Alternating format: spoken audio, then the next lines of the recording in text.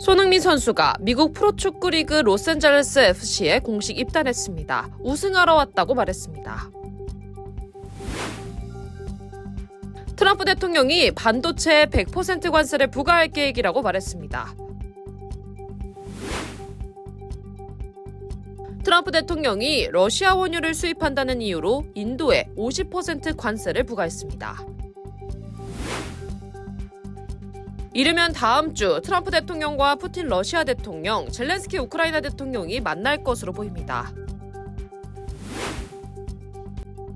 캘리포니아주 산타바바라 지역에서 발생한 기포드 화재가 계속 확산하며 올해 캘리포니아주 내 최대 산불로 기록되고 있습니다. 여러분 안녕하십니까? 8월 6일 수요일 SBS 뉴스 시작합니다. 한국 축구대표팀 주장인 손흥민 선수가 미국 프로축구 리그 LAFC에 공식 입단했습니다. 손흥민 선수는 처음부터 다시 시작하겠다며 팀의 레전드가 되겠다는 포부를 밝혔습니다. 오늘 첫 소식 전영민 기자가 보도합니다. 팬들은 물론 LA 시장과 구단주 등이 참석해 성대하게 열린 입단식에서 손흥민이 자신의 이름과 에이스의 상징인 등번호 7번이 인쇄된 유니폼을 들고 기념 촬영에 나섭니다. 계약 기간은 2년, 이후 최대 2년간 연장이 가능한 옵션이 포함됐고 연봉은 미국 프로축구 최고 수준으로 알려졌는데 손흥민은 미국 무대 그리고 LAFC를 선택한 이유를 이렇게 설명했습니다. Yeah, what can I say? Dream come true. LA, what a city. I'm here to win, and I will perform, and I will definitely show you something exciting. 이미 토트넘에서 프리시즌도 소화한 만큼 당장 경기에 나설 수 있을 정도로 몸 상태도 좋다고 자신했습니다. 컨디션에는 그렇게 크게 지장이 없고 최대한 빨리 경기장에서 인사드릴 수 있는 날을 손꼽아 기다리고 있겠습니다. 손흥민은 초심을 강조하며 우승 트로피를 들어올리고 팀의 레전드가 되고 싶다는 포부도 밝혔습니다. 0에서 시작하는 것만큼 또 이 클럽에서 또 헤어짐이 있을 때는 레전드로 불리고 나갈 수 있었으면 좋겠습니다. 손흥민은 비자와 행정 절차를 마치는 대로 미국 무대 데뷔전을 치를 전망입니다. SBS 전영민입니다. 네, 조금 전에 들어온 소식입니다. 트럼프 대통령이 반도체 100%의 관세를 부과할 계획이라고 말했습니다. 트럼프 대통령은 반도체에 관세를 부과할 거란 계획을 오랫동안 밝혀왔지만 수치를 밝힌 건 이번이 처음입니다. 트럼프 대통령은 다만 미국에 공장을 짓고 많은 일자리를 제공한다고 약속하면 관세를 부과하지 않을 거란 조건을 달았습니다. 언제부터 반도체 관세를 부과할지 구체적인 일정은 밝히지 않았습니다. 이런 가운데 트럼프 대통령이 러시아산 원유를 수입한다는 이유로 인도에 50% 관세를 부과했습니다. 또 스위스 대통령은 미국까지 날아왔지만 트럼프 대통령을 만나지 못했고 브라질도 통화를 못하고 있는 상황입니다. 뉴욕 김범주 특파원입니다. 트럼프 대통령이 인도에 25% 추가 관세를 부과한다고 밝혔습니다. 이미 부과된 25%에 더해서 세계 최고인 총 50% 관세를 매긴 겁니다. 인도가 러시아에서 여전히 석유를 수입하고 있다는 걸 이유로 들었습니다. 25% 관세는 우리 시간 오늘 오후부터 적용되고 추가 25%는 21일 안에 발효될 예정입니다. 인도는 에너지 안보를 확보하기 위해서 러시아 원유를 수입한다면서 미국의 조치가 불공정하고 이성적이지 않다고 반발했습니다. 39% 관세를 부과받은 스위스 대통령은 미국까지 날아왔지만 트럼프 대통령을 만나지 못했고 관세도 낮추지 못했습니다. 마르코 루비오 국무장관과 45분간 만나서 새로운 제안을 한 것으로 알려졌지만 귀국 때까지 트럼프 대통령을 만날 수 있을지는 미지수입니다. 세계 최고인 50% 관세를 부과받은 브라질도 계속 강하게 반발 중입니다. 굴욕적으로 트럼프 대통령에게 먼저 전화하지 않겠다면서 브라질도 중국처럼 히토류 수출을 통제할 수 있다고 말했습니다. Deixa eu lhe falar uma coisa, presidente da República não pode ficar se humilhando para o outro. Eu respeito todo mundo. Eu exijo respeito comigo. 이런 가운데 미국과 중국 간의 관세 유예도 다음 주 11일에 끝날 예정이지만 트럼프 대통령이 연장을 결정하지 않아서 관세를 둘러싼 외교전은 다방면에서 이어질 전망입니다. 뉴욕에서 SBS 김범주입니다. 트럼프 대통령이 이르면 다음 주 푸틴 러시아 대통령, 젤렌스키 우크라이나 대통령을 만날 것으로 보입니다. 미국 특사와 푸틴 대통령의 만남 이후 큰 진전이 있었다고 밝혔는데 휴전 논의가 급물살을 탈 수 있을지 주목됩니다. 워싱턴 이한석 특파원입니다.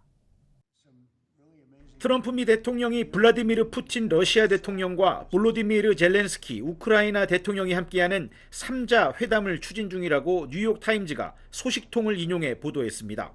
회담 시점은 이르면 다음 주가 될 거라고 전망했습니다. 트럼프 대통령은 오늘 새벽 유럽 정상들과 통화하며 자신의 계획을 전했다고 해당 매체는 전했습니다.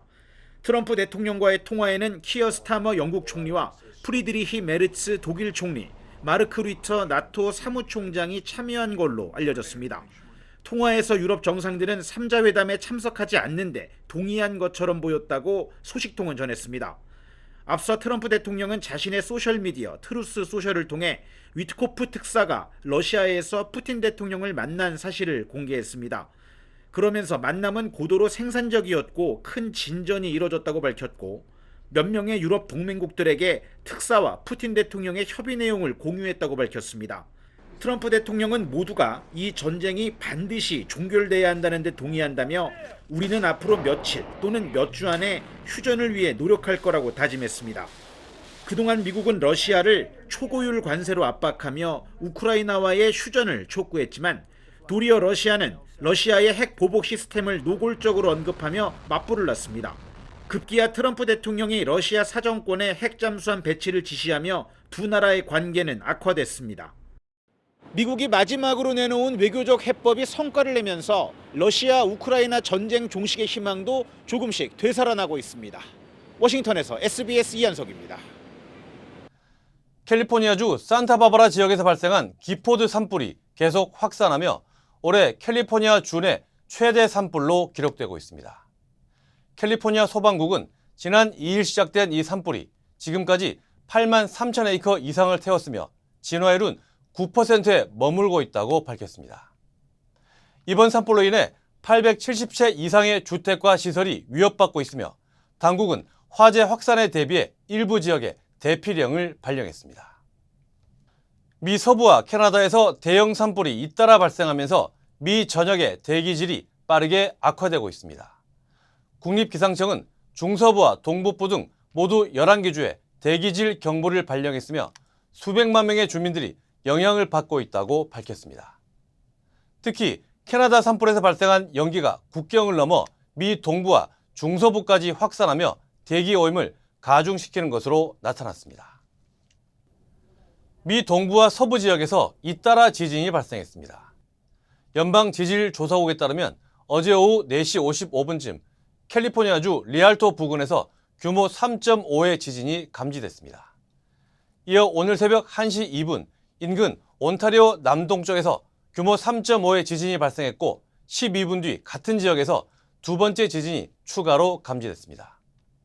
그 뒤로는 동부시각 오늘 낮 12시 11분쯤 뉴저지주 힐스테이트 인근에서 규모 2.7의 지진이 발생했습니다. 진앙은 맨하튼 미드타운에서 북서쪽으로 약 40km 떨어진 지점입니다. 이번 지진은 지난 2일 발생한 규모 3.0의 뉴욕 지진 이후 연이어 감지된 것입니다. 현재까지 인명피해나 재산피해는 보고되지 않았습니다. 캘리포니아 남부 지역에 오늘부터 본격적인 폭염이 시작됐습니다.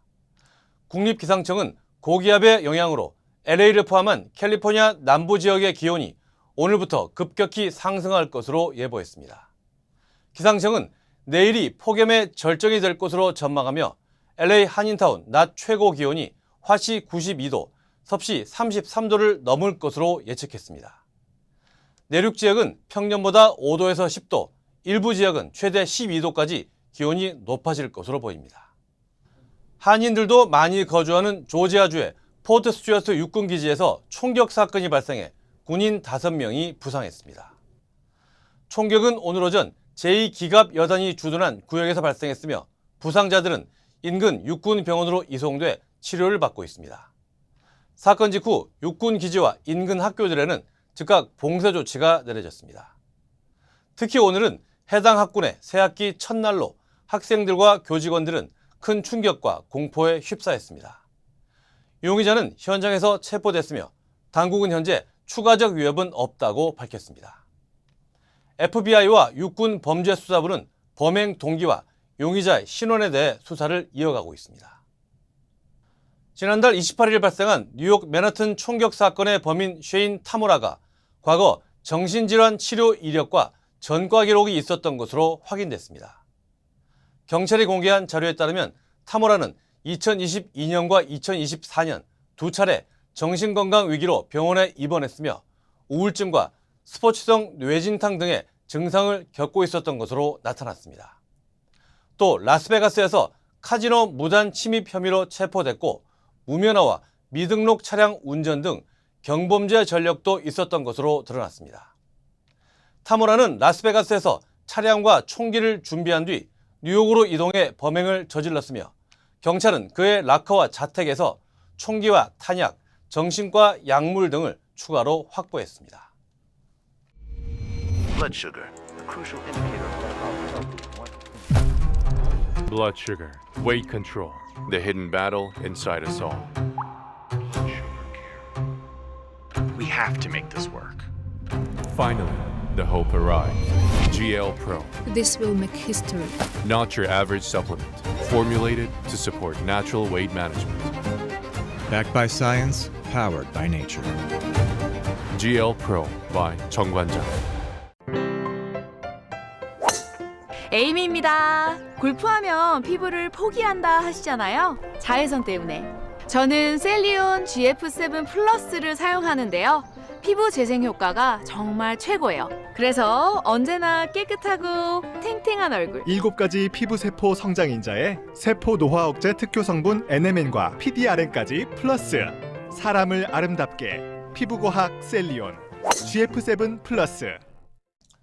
이어서 한국 소식입니다. 특검의 피의자 신분으로 공개 소환됐던 김건희 여사가 조사 시작 10여 시간 만에 귀가했습니다. 김 여사는 출석하면서 아무것도 아닌 사람이 심려를 끼쳐 진심으로 죄송하다고 밝혔습니다. 전현남 기자가 보도합니다. 어젯밤 9시쯤 조사를 마치고 귀가한 김건희 여사는 출석 때와 달리 안경을 착용한 채 아무 말도 하지 않았습니다. 자제 좀 준비하신 거 아니요. 마지막으로 입장 한 말씀. 아니요. 지금은 좀 죄송한. 어제 오전부터 7시간 20여 분에 걸쳐 특검 조사를 받은 뒤 3시간여에 걸쳐 조서를 열람하고 귀가한 겁니다. 앞서 김 여사는 특검팀이 통보한 출석 시간보다 10분 늦은 어제 오전 10시 10분쯤 서울 광화문 특검 사무실에 출석했습니다. 대통령 선거일이었던 지난 6월 3일 윤석열 전 대통령과 함께 투표소를 방문하고 약 2달 만에 공개적으로 모습을 드러낸 겁니다. 건물 내부 에스컬레이터를 타고 2층에 마련된 포토라인 앞에 멈춰선 김 여사는 두 눈을 질끈 감고 짧게 입장을 밝혔습니다. 국민 여러분께 저같이 아무것도 아닌 사람이 이렇게 심려를 끼쳐서 진심으로 죄송합니다. 수사 잘 받고 나오겠습니다. 이후 자리를 뜨려던 김 여사에게 취재진의 질문이 이어지자 머뭇거리더니 한 차례 더 죄송하다고 답했고 국민에게 더 하실 말씀 없으십니까? 추가 질문은 나중에. 항상 죄송합니다. 이후엔 아무 말 없이 조사실로 향했습니다. 김 여사 측은 어제 조사에서 주요 의혹에 모르쇠로 일관한 것으로 확인됐습니다. 도이치모터스 주가 조작 의혹에 대해선 서울대 석사 과정 등으로 바빠 다른 사람에게 거래를 맡겼다는 취지로 공범 의혹을 부인했고 국민의힘 공천에 개입한 적도 없다고 주장했습니다. 특검팀은 김 여사가 혐의 부인으로 일관하고 있는 만큼 증거인멸 우려가 크다고 보고 있는데 이르면 오늘 구속영장을 청구하는 방안을 검토하고 있습니다. SBS 전연남입니다. 어제 조사에서 특검팀은 김건희 여사를 피의자로 호칭했습니다. 김 여사는 진술 거부권을 행사하지는 않은 것으로 전해지는데 김 여사의 주요 의혹을 수사 중인 부장검사급 검사들이 순차적으로 수입돼 조사를 진행했습니다. 이어서 한성희 기자입니다. 김건희 여사의 첫 피의자 신분 소환 조사는 특검 사무실의 12층 조사실에서 진행됐습니다. 김 여사는 특검과 차담 없이 대기실에 머무르다 10시 22분 조사실에 들어왔고 조사는 1분 뒤인 10시 23분부터 시작됐습니다. 김 여사 측에선 3명의 변호사가 입회했습니다. 김 여사 좌우엔 최지우, 유정화 변호사가 앉았고 유 변호사 옆에는 최명성 변호사가 자리 잡았습니다. 특검 측에선 부장검사급 검사들이 의혹별로 순차적으로 투입됐습니다. 특검 측은 조사 내용을 정확하게 복귀하기 위해 속기사도 배치했습니다. 도이치 주가 조작 담당은 한문혁 부장검사가 담당했고 명태균 공천 개입 의혹은 인훈 부장검사, 건진법사 청탁 의혹은 김효진 부부장검사가 조사를 맡았습니다. 특검 측은 김 여사 호칭을 피의자라고 칭하며 조사하고 있다고 밝혔습니다. 또 김 여사는 진술 거부권을 행사하지 않고 있다고 덧붙였습니다. 김 여사가 영상 녹화 조사를 거부하면서 조사는 녹화 없이 진행됐습니다. 오전 조사가 마무리된 뒤 김 여사는 경호처가 준비한 도시락으로 건물 내에서 점심 식사를 했고 오후 1시부터 조사가 재개됐습니다. 앞서 특검팀은 100쪽 분량의 질문지를 미리 준비했습니다. 휴식 시간을 포함해 조사 시작 4시간 반 만인 오후 3시쯤 절반 분량을 넘겼고 7시간 20분이 지난 오후 5시 46분쯤 조사는 종료됐습니다. SBS 한성희입니다. 미국에서 공부하는 한국 유학생 수가 크게 줄어든 것으로 나타났습니다. 연방국무부 월간 통계에 따르면 지난 5월 한국 유학생에게 발급된 F1 비자는 모두 2,017건으로 지난해 같은 기간에 비해 23% 감소했습니다. 올해 1월부터 5월까지의 누적 발급 건수는 3,853건으로 지난해 같은 기간에 비해 약 1,000건 줄었습니다. 국제교육자협회 보고서에 따르면 미국 전체 F1 비자 발급도 5월 기준으로 전년 동기 대비 22% 감소했습니다. 유학생 감소의 주요 원인은 비자 정책 변화 때문입니다. 지난 5월 말부터 6월 중순까지 전 세계 미국 대사관이 비자 인터뷰를 전면 중단했고 재개 이후에도 심사 기준을 대폭 강화했습니다. 협회는 2025-2026학년도 미국 내 전체 유학생 수가 약 100만 8천여 명으로 전년 대비 약 15% 감소할 것으로 전망했습니다. 한인들이 많이 거주하는 캘리포니아 남부 그라나다 힐스와 포트랜시 일대 수돗물 공급이 중단됐습니다. LA 수도 전력국은 해당 지역의 9,200가구에 단수 또는 수압 저하가 발생할 수 있다고 밝혔습니다. 또 임시 급수와 복구 작업을 진행 중이며 오는 금요일쯤 복구될 전망이라고 전했습니다. 지난 3일 샌디에고 카멜 마운틴 렌치 지역 프리웨이에서 교통사고로 70대 한인이 숨졌습니다. 주요 한인사회 소식 이원정 기자입니다. 내년 2월 LA 카운티 미술관에 빈센트 반 고흐와 에두아르 마네의 작품이 전시됩니다. 라크만은 뉴욕의 헨리 앤 로즈 필먼 재단이 기증하는 컬렉션 중 반 고흐의 타라스콩의 합승 마차와 마네의 둥근 모자를 쓴 젊은 여성 두 작품을 전시한다고 밝혔습니다. 전시는 내년 2월부터 7월까지 진행됩니다. 뉴욕 한인회가 오는 15일 맨하탄 뉴욕 한인회관에서 제80주년 광복절 경축 기념식을 진행합니다.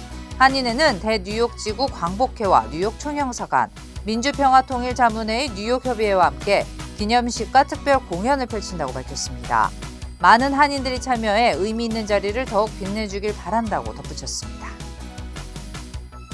오는 9일 버지니아에서 위안부 운동의 역사를 소재로 한 영화가 상영됩니다. 워싱턴 정신대 문제대책위원회는 알렉산드리아 코리안 커뮤니티 센터에서 33년 미준의 위안부 운동의 역사를 영상으로 모아 만든 영화 함성 미국 내 위안부 운동 30년을 상영한다고 밝혔습니다. 이 영화는 무료지만 웹사이트나 전화로 미리 예약해야 합니다. 40대 한인 남성이 보호 관찰관을 협박한 뒤 총기를 구매하려다 적발돼 징역형을 선고받았습니다. 연방법무부는 김모 씨가 지난 2월 워싱턴주 교정국 소속 보호 관찰관에게 살해 협박성 이메일을 보낸 후 권총을 구매하려다 적발됐으며 징역 18개월과 출소 후 3년간의 감독 보호형을 받았다고 밝혔습니다. 김 씨는 지난 2022년에도 이웃을 폭행하고 살해 협박 메시지를 보내기도 했습니다. 지난 3일 카멜 마운틴 렌치 지역 15번 프리웨이에서 연쇄 차량 추돌 사고로 70대 한인이 숨졌습니다. 캘리포니아주 고속도로 순찰대는 오전 8시 57분쯤 카플레인에서 3중 추돌 사고가 먼저 발생했고 이어 네 번째 차량이 추가로 들이받으면서 대형 사고로 이어져 김모 씨가 숨지고 김 씨 아내 등 9명이 중경상을 입었다고 밝혔습니다. 김 씨 부부는 예배를 위해 교회로 가던 중이었던 것으로 알려졌습니다.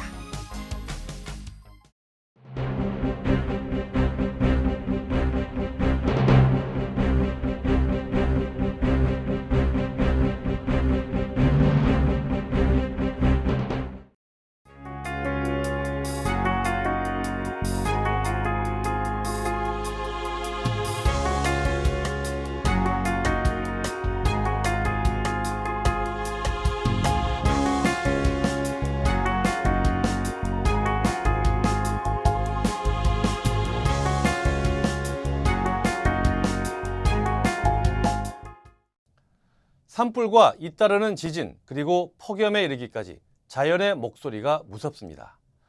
자연과 지구를 잘 사용한 뒤 다음 세대에 넘겨줘야 하는 기성세대들의 고민이 필요한 시점입니다. 수요일 SBS 뉴스 마칩니다. 저희는 내일 다시 찾아오겠습니다. 감사합니다.